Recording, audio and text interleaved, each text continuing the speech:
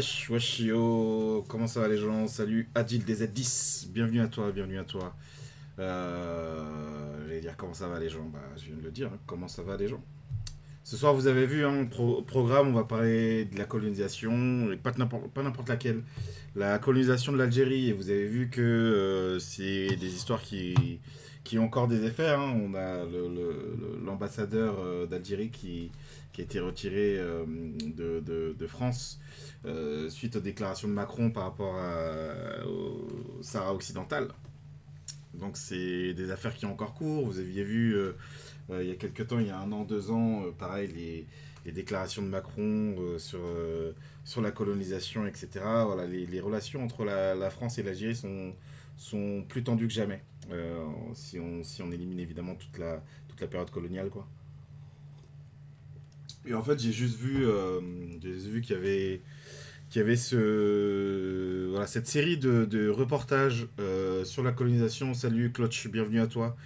Alors j'avais pas vu à la base que c'était centré sur l'Algérie, mais dans tous les cas c'est intéressant, hein. C'est une série qui est sortie en 2022 et qui revient sur voilà, 60 ans après la fin de la colonisation de l'Algérie par la France, 60 ans après la libération de l'Algérie.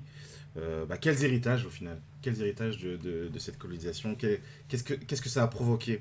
Et je pense, en pleine période de génocide en Palestine, c'est intéressant d'avoir en tête qu'est-ce que ça veut dire la décolonisation et l'après-décolonisation aussi. Comment tous les gens qui soutiennent la Palestine doivent avoir en tête qu'il y a le soutien jusqu'à la libération de la Palestine, mais en fait après aussi va y avoir encore des effets de plus d'un siècle de dépossession pour citer un livre. Donc on va démarrer tout de suite, hein, sur ce petit react. Alors le live sera en deux parties. Il y aura le react sur cette histoire coloniale en Algérie. Et il y aura aussi, ensuite on va faire ce que j'appelle le quart d'heure islandais, où on parle un peu d'Islande, parce que j'ai une passion pour l'Islande. Et il se trouve qu'il y a une actualité un peu chaude. À la base, je comptais parler de la Fashion Week en Islande, parce qu'en ce moment c'est la Fashion Week en Islande. Mais en fait, il y a une histoire de famille réfugiée palestinienne en Islande qui est menacée de déportation, d'être renvoyée en Espagne, qui est là d'où elle est partie pour atteindre l'Islande. Voilà, avec un enfant en particulier qui cristallise un peu toute la mobilisation des soutiens à la Palestine. Donc on lira différents articles là-dessus sur comment se passe finalement le soutien à la Palestine en Islande et en particulier autour de cette famille-là et d'un enfant de cette famille-là. Enfin bon, on va commencer à mater le docu Arte là, let's go.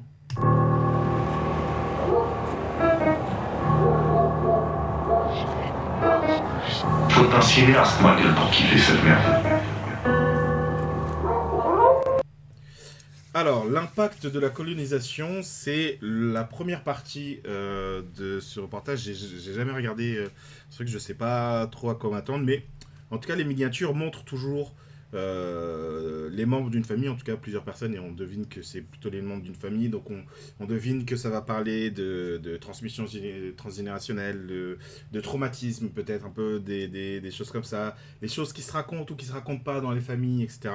Les choses qu'on devine, qu'on découvre plus tard, qu'on découvre peut-être pas plus tard, mais par d'autres membres de la famille. Enfin, je sais pas. Pour l'instant, j'imagine juste, hein, mais c'est ce que ça m'évoque. Voyons voir ce qu'il en est réellement. On va mettre le son, J'étais peut-être témoin c'est de bien. beaucoup de choses. J'ai pas fait des choses extraordinaires, mais j'ai été témoin de beaucoup de choses qui font que peut-être moi aujourd'hui j'irai en tôle. Allez, ça démarre. Donc il y a le grand-père qui raconte la colonisation, quoi.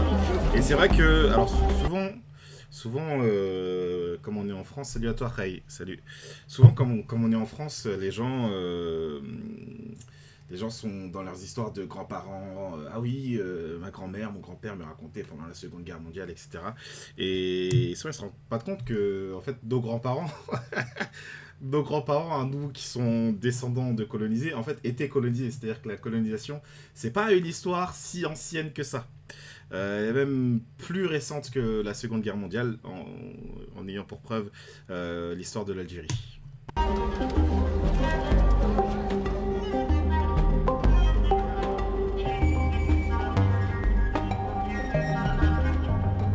Donc la guerre d'Algérie qui est un événement historique, une guerre traumatisante et qui a encore des effets en France. Michel, où est-ce que tu étais durant la guerre France s'est d'Algérie? pas remise de Alors, la moi, guerre je suis d'Algérie. arrivé ici à Djidjeli. Je vous présente Michel Bugeaud, c'est mon grand-père. Salut Michel. Il a été appelé durant la guerre d'Algérie de 1959 à 1961. D'accord. On était payés. Donc, on commence par les gens qui... Ok, on commence sur ce point de vue-là. D'accord. Et avec des paquets de cigarettes. On en avait 7 tous les 15 jours. Je vous présente On Timoléon, commence par Michel, donc. mon petit-fils. Il a 15 ans et il est en classe de 3e. C'est pas une coïncidence. Où, Ouais, théoriquement, j'imagine cette que c'est une année, coïncidence, ils bientôt, abordent hein. le programme sur la guerre d'Algérie. Moi, j'aimerais bien me lancer dans la médecine, et si possible dans la médecine militaire. Donc oui, j'aimerais bien m'engager pour aider, pour que je Aider serve les frérots. à maintenir au moins un semblant de paix dans le monde. Mon grand-père, c'est... Est-ce que l'armée française maintient un semblant de paix dans le monde? Je suis pas convaincu. Je suis pas quelqu'un convaincu ça. de très instruit, quelqu'un qui veut beaucoup partager sur son passé. J'ai appris que durant la guerre d'Algérie, on avait utilisé la torture. C'est sûr que Vas-y, ça a Michel, existé. raconte. Alors moi, mon premier souvenir que j'étais à peine arrivé, on Raconte ce que vous avez fait avec ton poteau Jean-Marie et tout. Vas-y, raconte. occupait un gros bourg qui avait été abandonné, qui s'appelait Texena. Et un jour, ça faisait quoi, 15 jours que j'étais arrivé, il y a un des responsables du renseignement me dit est-ce que tu veux venir avec moi donner à manger aux prisonniers? Je savais pas qui. Et là, c'était mon premier choc de voir, il n'était pas torturé sous mes yeux, mais il était pendu avec ses bras pour qu'il puisse donner des renseignements. C'est des trucs... c'est ça, on est dans des périodes complètement disjonctées. Hein, c'est affolant. Ouais, même. ça doit être la période, ouais. Mais la période, elle dure sur toute la colonisation de l'Algérie. Il y a des actes de ce type. Je sais pas de quelle période il parle, mais la période est un peu longue quand même. Hein. Période d'un bon siècle, quoi. Voilà. Tu vois, on est juste devant la carte d'Algérie. Voilà, je vois bien Cherchel. Je suis aujourd'hui avec ma petite fille Inès. C'est la fille de mon fils aîné. Et elle a 18 ans. Et elle est en prépa lettres. Ah bah regarde, une boîte berbère. Voilà ma grand-mère, Lalia Ducos. Elle est née en Algérie et est venue en France à l'âge de 19 ans pour ses études et ensuite retournée en Algérie après l'indépendance. Si, je crois que c'est le musée du Bardo, là où nous avons été ensemble. Ma grand-mère est courageuse, elle est militante et c'est une femme engagée. Elle se bat encore aujourd'hui en France pour représenter son pays qui est l'Algérie. C'est Force, hein, force à la l'esplanade d'où a parlé justement le général de Gaulle en 58. Alors, 4 juin 58, je pense que vous avez un peu la ref, hein, date du discours du général de Gaulle sur le forum d'Alger. Il déclare « Je vous ai compris » et affirme que l'Algérie n'est peuplée que de Français à part entière et dotée des mêmes droits et devoirs. Je pense que vous connaissez C'est à cet douille endroit-là historique. qu'on a attendu le taxi pour aller au Bardo. Tu te souviens? Ok, ouais, bah oui. C'était un moment fort parce que c'était la première fois que je suis allée à Alger. On est allé au musée, on est allé dans des places vraiment marquantes pour l'Algérie, pour la lutte pour l'indépendance. Et c'était émouvant quoi, de voir tout ça. Ça fait partie de ma vie, de mon histoire. C'était, pour moi, c'était important de le faire avec Inès, mais c'est sûr qu'il y a énormément de choses encore à voir et Ensemble, ouais. ensemble. Donc on est bien sur les questions de transmission hein, des grands-parents vis-à-vis de leurs petits-enfants. Alors, il y a une photo qui... Là, c'est la photo de je de reconnais. mes parents.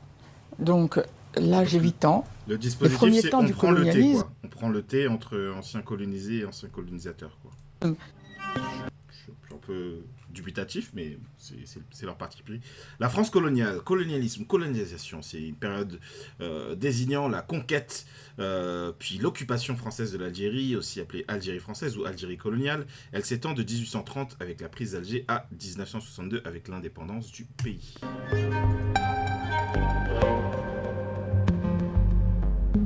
Les indigènes n'avaient pas droit à l'école obligatoire.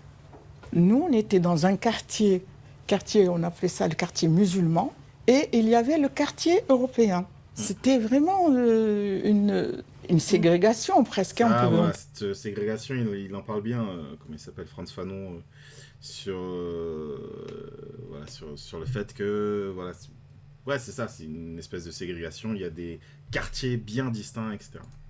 On peut dire ça.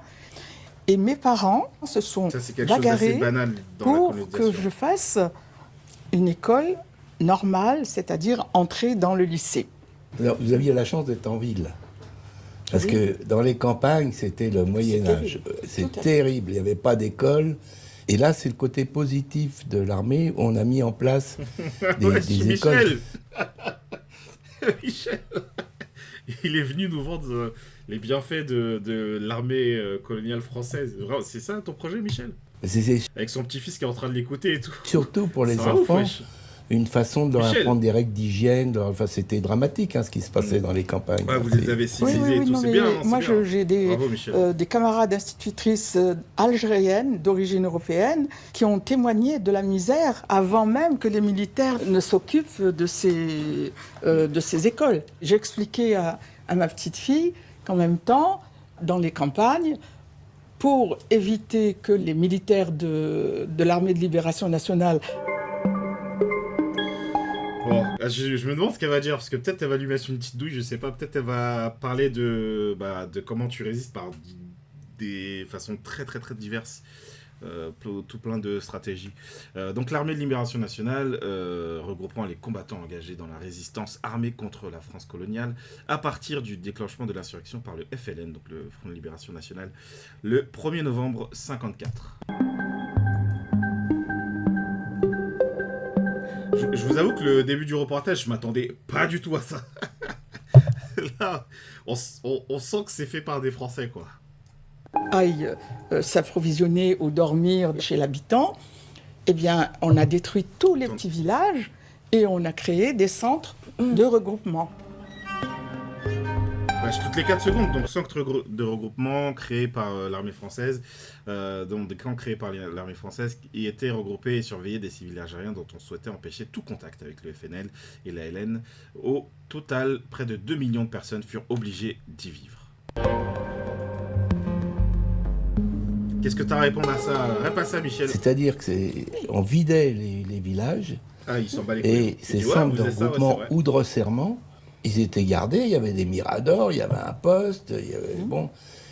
Mais c'était dramatique, c'était dramatique. Eh oui. Il y a quand même 2 millions d'Algériens qui ont été déplacés, Ouais, déportés. il a les datas, il a les datas. Oui, Inès, ta tante. Ma tante, elle est née dans ce type de camp. Et Je sais que mon grand-père maternel, il parle pas forcément de ce qui s'est passé, parce que c'était très dur. ah oui, mais il y a beaucoup de choses qui sont comme ça dans oui. chaque individu. Par exemple, moi, il y a des choses que j'avais enfouies quand je suis rentré, j'avais rempli mon devoir, très bien, mais qui reviennent quand on vieillit, qui réapparaissent. Ça, c'est quand même très courant. Faut voir l'interview de Wissam avec, j'ai oublié le nom de ce papy, moi je l'appelle papy Gaucho là. Le mec qui est sur Twitter là a pas arrêté de tenir des positions de gauche pro-LFI, etc. Je pense que vous devez voir de qui je parle. Il parle de ça, justement, comment tu as des souvenirs qui reviennent plus tard, etc. C'est vrai que c'était tabou. Enfin, je sais pas si c'était tabou, mais ça rentrait vraiment Ce qui est... Parce que c'est une guerre, hein, on parle d'une guerre, donc évidemment que tu as des syndromes syndrome de stress post-traumatique, évidemment. Ça rentrait pas souvent dans les sujets de conversation. Et du coup, la première fois que j'ai pris conscience de la richesse de mon héritage culturel, mémoriel, bah, c'est vrai que c'était peut-être quand je suis allée avec toi. C'est au fur et à mesure que j'ai commencé à grandir que je me suis rendu compte à quel point c'était important de partager et de